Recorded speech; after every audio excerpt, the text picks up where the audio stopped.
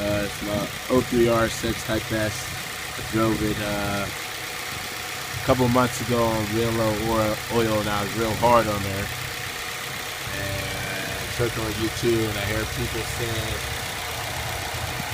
their engine is knocking if they hear this sound. So that's one of the people out there know. Got to be concerned about that.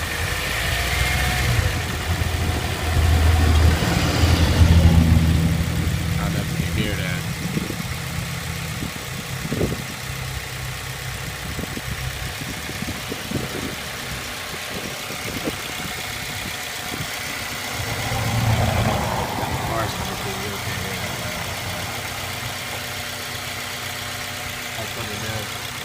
I do hear some knocking. I was planning on turbocharging it.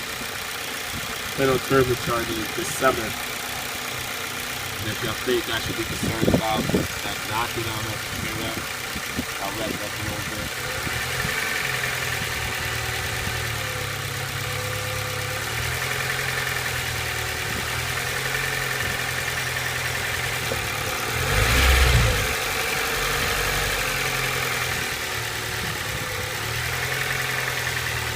Right there, you hear that?